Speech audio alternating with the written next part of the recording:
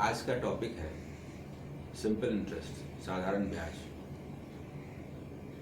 साधारण ब्याज में आज हम लोग ऐसे प्रश्न पर विचार करेंगे जिसमें मेथड ऑफ एलिगेशन का इस्तेमाल होता है। मेथड ऑफ एलिगेशन बहुत इम्पॉर्टेंट मेथड है और इसका इस्तेमाल बहुत सारे चैप्टर में होता है। सिंपल इंटरेस्ट में होता है, परसेंटेज में होता है, रेशियो एंड प्रोपोर्शन में होता है, एवरेज में होता है। इसका इस्तेमाल बहुत सारे चैप्टर में होगा। हम लोग देखें कि सिंपल इंटरेस्ट के केस में इसका इस्तेमाल कैसे करते हैं। इसका जो मूल कॉन्सेप्ट है कि कोई धन होता है उसको दो भाग में बांटते हैं। एक भाग को किसी रेट पर लगाया जाता है, दिया जाता है, और दूसरे भाग को किसी और रेट पर दिया जाता है।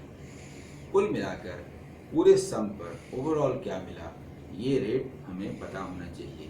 तो हम बता सकते हैं कि आखिर उन दोनों सम का रेशियो क्या था, और उस रेशियो में, उस सम में किसी भी एक का सम मालूम हो जाए तो हम दूसरा सम या टोटल सम निकाल सकते हैं। इस क्वेश्चन में देखा जाए 2000 रुपीज को दो पार्ट में बांटा गया। एक पार्ट को 5% पर एनम के रेट पर दिया गया, दूसरे को 4% पर एनम के रेट पर दिया गया, और ओवरऑल कुल मिलाकर 92 रुपीज आया है। परसेंटेज में नहीं दिया है, हमें इसे परसेंटेज में कन्वर्ट करना है।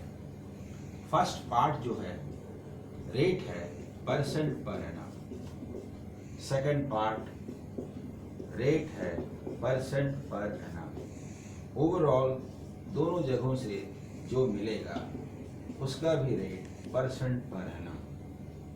फर्स्ट प्लेस पर जो रेट है वो है 5% पर एनम। जो दूसरा पार्ट है वो 4% पर एनम। दोनों को मिलाकर यानी पूरे सम पर 1 ईयर में जितना परसेंट मिला, दैट इज ओवरऑल रेट, वो यहाँ सीधा सीधा नहीं दिया हुआ है, लेकिन ये जरूर दिया हुआ है कि पूरे 2000 के सम पर 92 रुपीज इंटरेस्ट मिलता है। दैट मीन्स हमें ये लिखना है कि 92 रुपीज 2000 का कितना परसेंट है। साधारणतया निकालने का तरीका ये है 92/2000 × 100, लेकिन कॉम्पिटिटिव एग्जाम में इस तरह का मेथड उपयोगी नहीं होता। 2000 पर 92 का मिलना यानी 1000 पर 46 का मिलना, यानी 100 पर 4.6 का मिलना। 100 पर 4.6, that means overall rate is 4.6% per annum. Method of allegation में हम लोग इसके डिफरेंस को यहाँ लिखते हैं, इसके डिफरेंस को यहाँ लिखते हैं। 4 और 4.6 का डिफरेंस है 0.6, 5 और 4.6 का डिफरेंस है 0.4। इन दोनों का जो रेशियो है वो 3:2। यह रूल मेथड ऑफ एलिगेशन ये कहता है कि दोनों सम जो दोनों ओर लगाए गए थे 5% पर एनम के रेट पर और 4% पर एनम के रेट पर, दरअसल वो 3 और 2 के अनुपात में, रेशियो में थे। दैट मीन्स कि अगर 5% के रेट पर 3 रुपीज लगाया गया तो 4% के रेट पर 2 रुपीज लगाया गया, तो ऐसी स्थिति में टोटल सम 5 रुपीज होता है। लेकिन ये टोटल सम 5 न होकर दिया हुआ है ₹2000। दैट मीन्स अगर हम 5 को 2000 बोलें तो 1 को क्या बोलेंगे? दैट मीन्स 1 को हम 400 बोलेंगे, 1 को 400 बोलेंगे। 1 means 400, 3 means what? 3 means what? 3 means what? 3 means 1200 rupees. 3 means 1200 rupees। यानी कि ये क्वेश्चन था कि 5% पर एनम के रेट पर कितना पैसा लगाया गया था, 1200 रुपीज लगाया गया था। यही हमारा आंसर है।